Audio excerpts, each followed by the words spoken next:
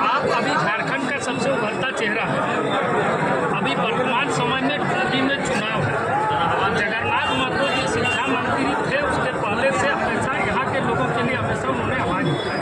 1932 खतियान उन्हीं करते थे। आज उस मुद्दे पर आप चला रहे हैं। वर्तमान समय में उनकी पत्नी चुनाव लड़ रही है, ठीक है। ऐसी स्थिति में आप किसको अपना कानूनी दे रहे हैं? देखिए, आपके सवाल का उत्तर भी अब इसी सवाल में है। आपने कहा आप झारखंड के उभरते हुए चेहरे हैं। बिल्कुल आप लोग के आशीर्वाद से हैं, और मुझे लगता है जब हम लोग झारखंड के उभरते हुए चेहरे हैं तो हम लोग उस सीट से किसी भी प्रकार का चुनावी सफर का शुरुआत नहीं करना चाहेंगे जो किसी की मृत्यु के कारण खाली हुआ है।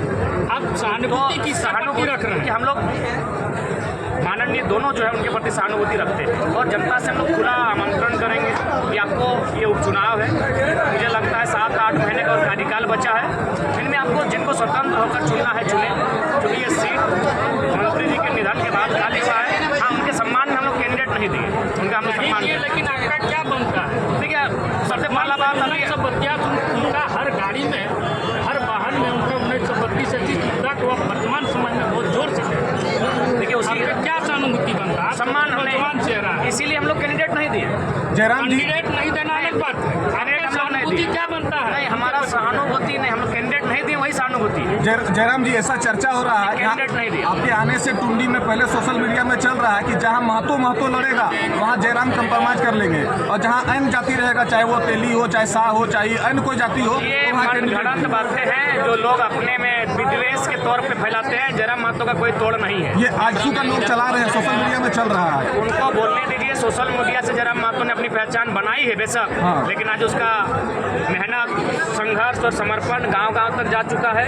एक विचारधारा के रूप में हर दरवाजे के पीछे, गाँव घर के भीतर जा चुका है। इसलिए कहने की बातें हैं, लोगों का काम है कहना, वो काम है कहेंगे, हमारा काम है करना, हम लोग कर रहे हैं। नहीं, ये कुछ सवाल खड़ा कर रहा है कि दोनों महतो जाति का 2024 में जो सवाल का उत्तर 2024 में। अच्छा, और एक चीज़ बताइए, अभी जो सभा हुआ, चाहे सभा खास जाति के ही लोग आपके साथ हैं, जनरल समुदाय के लोगों को मौका दे देते हैं बोलने के लिए आपके साथ में? देखिए, सबसे पहली बात, क्या हमने किसी को रोका? जब वो यहाँ तक आएंगे, हमने तो सबको खुला आमंत्रण किया है कि आप हमारे साथ जुड़िए। बाकायदा हम लोग सोशल मीडिया के प्लेटफॉर्म पर आप लोग टीम का नंबर जारी करते हैं, हमारे साथ जुड़िए, सबको मौका मिलेगा।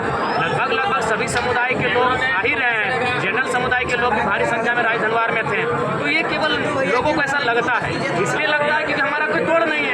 हमें बांधने के लिए पैसों से प्रयास किया गया, हम लोग नहीं बांधे, और तब जाति का प्रयास किया गया। कुल मिलाकर हम लोग वही मुद्दे बात कर रहे हैं, चाहे जनरल रहे, चाहे एसटी रहे, चाहे एससी रहे, चाहे ओबीसी रहे। ये सवाल रोटी की है, सवाल आइडेंटिटी की है, ये किसी एक वर्ग की लड़ाई नहीं है।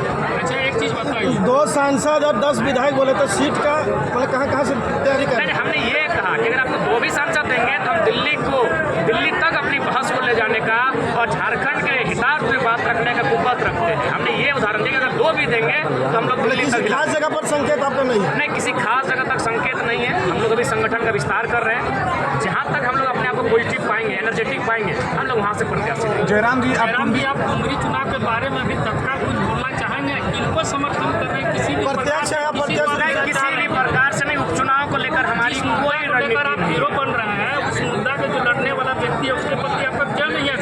हमने समर्थन इसलिए क्योंकि वो सरकार में थे, हमने सम्मान किया, हम लोग कैंडिडेट नहीं दिए। तो हमेशा यहाँ वो हक और ठीक है, उनका सम्मान करते हैं, सम्मान अलग, समर्थन अलग। हमने कैंडिडेट नहीं दिया, यही सहानुभूति। एक प्रश्न और है कि आप उस विधानसभा या लोकसभा का नाम बताइए जहां पर कोई समाज के प्रति या आंदोलनकारी साहिल नहीं हुआ, जहां आप प्रत्याशी नहीं देने जा रहे हैं किसी के सम्मान के लिए। देखिए, ये उपचुनाव है, बार बार आपको कह रहे हैं, आप एक ही बात को दोहरा रहे हैं और समय भी मेरा बेकार कर रहे हैं। उपचुनाव है, हम किसी के छींट के बूंदों में अपना राजनीतिक सफर की शुरुआत नहीं करेंगे। हम 2024 में करेंगे। मीडिया को, आलोचकों को सारा जवाब मिल जाएगा। जयराम जी, आप टुंडी विधानसभा से विलोम करने के नाते क्या आप चुनाव टुंडी से लड़ेंगे?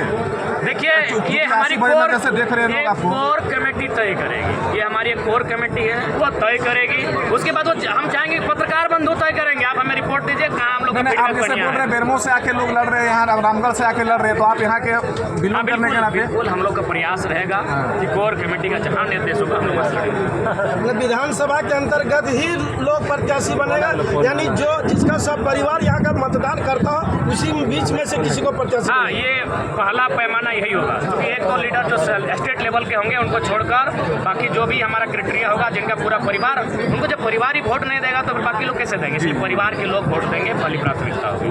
ठीक है, बहुत बहुत आप तमाम लोकतंत्र के चौथे स्तंभ का, आयु में हमसे बड़े हैं, आपका बहुत बहुत धन्यवाद। हमारी विचारधारा को आप गाँव गाँव तक लेके गए।